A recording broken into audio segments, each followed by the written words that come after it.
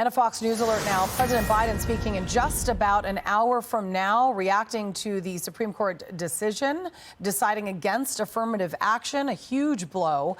Programs at Harvard and the University of North Carolina effectively putting an end to the consideration of race in college admissions. All conservative justices sided in the majority in that decision. Liberal Justice Sonia Sotomayor, in her dissent, wrote, and I'm quoting, "Despite the court's unjustified exercise of power, the opinion today will serve only to highlight the court's own impotence in the face of an America whose cries for equality resound." Senator Tim Scott of South Carolina, Republican candidate for president, joins me now. This is a monumental decision that has reversed a decision that has been in place for 19 years. What is your reaction today? Well, Julie, I think this is a good day for America, honestly. This is the day where we understand that being judged by the content of our character, not the color of our skin, is what our Constitution wants. We are continuing to work on forming this more perfect union. Today is better than yesterday. This year better than last year. This decade better than last decade. The progress that we're seeing in this nation is palpable.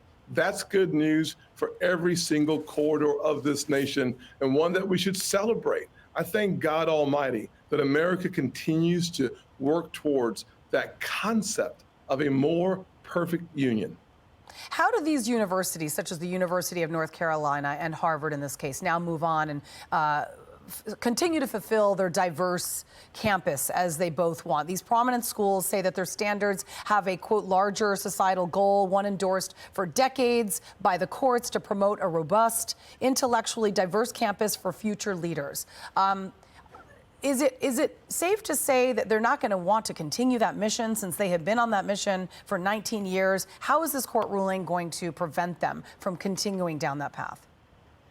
Well, I think the question is, how do you continue to create a culture where education is the goal for every single part of our community? One of the things that Harvard can do to make that even better is to eliminate any legacy programs where they have preferential treatment for legacy kids, to not allow for the professors, their kids to come to Harvard as well. If they're looking for a way to improve the footprint of Harvard, let's make sure that all admissions are based on academic scores and not just eliminating affirmative action. But let's look at the legacy programs. Let's look at the fact that the professors' kids get to go there as well. The good news for America, though, is that anyone from anywhere at any time can rise above, beyond their circumstances and live out their American dream. Whether that's going to Harvard, if you can't get into my alma mater, Charleston Southern University, maybe that's a better option. I don't know. I'd choose University of South Carolina or Clemson. Our education system is the marvel of the world. Thank God we're Americans, and thank God today we continue to see signs of progress in every aspect of American life. Yeah, we certainly are. Today is a monumental day. I want to move on to a statement on the decision from former President Obama and the former First Lady. It reads in part, "My heart breaks for any young person out there who's wondering what their future holds and what kinds of chances will be open to them. Today is a reminder that we've got to do the work, not just to enact policies that reflect our values of equity and fairness, but to truly make those values real in all of our schools, workplaces, and neighborhoods." Now, what is that saying to African Americans in this country, coming from a former African American president and our very first African and only African American president? It's basically saying to me, would you concur, that African Americans, if you are going to apply to a college, well, now you are going to have a harder time. That is not a positive message to be sending to the American people, because that's not the case in this landmark decision. Well, the good news is we're going to have another African-American president. His name will be Tim Scott, and this is January 2025. Here's what I would say to America today, that I am excited about who we are as a nation. I'm excited about the progress that we've seen in the rearview mirror. But what excites me the most about America is that when you look at the windshield of our future, it is bright for all of our kids. Unfortunately, the radical left have been co-opted by the teachers unions. And so making sure that we get back to providing quality education in every single zip code in this nation, K through 12, means that with quality education K through 12, your child can go to the most elite colleges in America.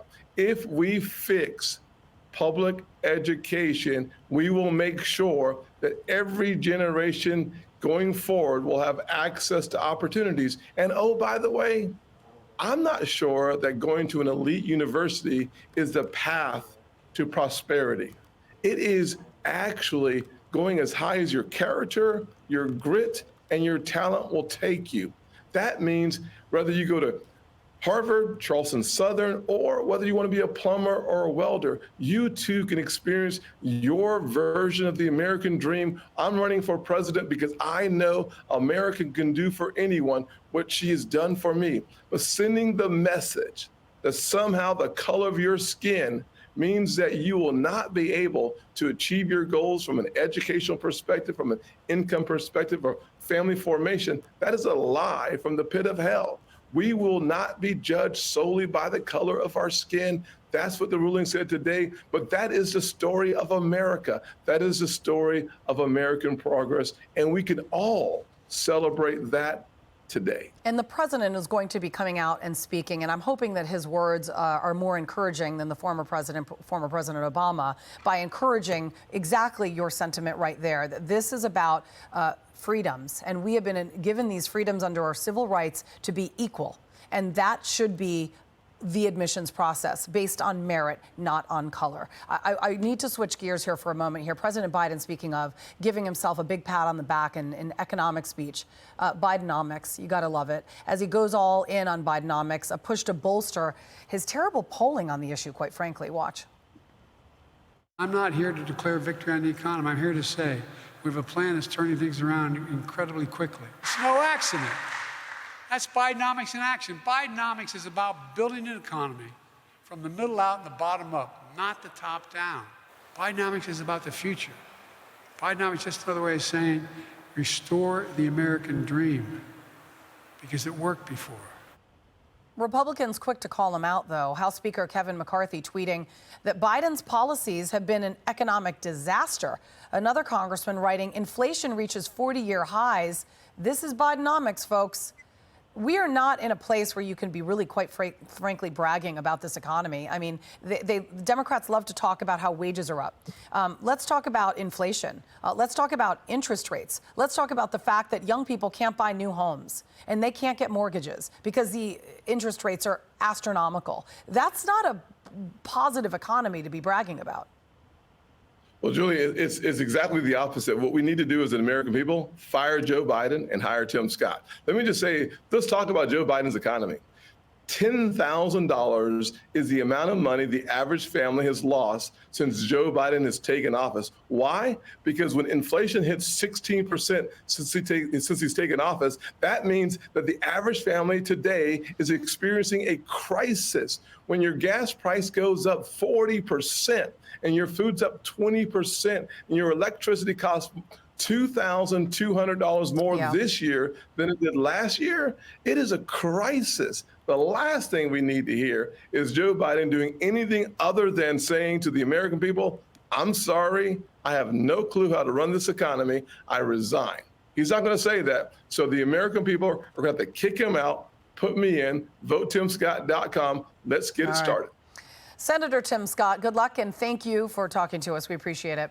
Hey everyone, I'm Emily Campagno. Catch me and my co-hosts Harris Faulkner and Kaylee McEnany on Outnumbered every weekday at 12 p.m. Eastern, or set your DVR. Also, don't forget to subscribe to the Fox News YouTube page for daily highlights.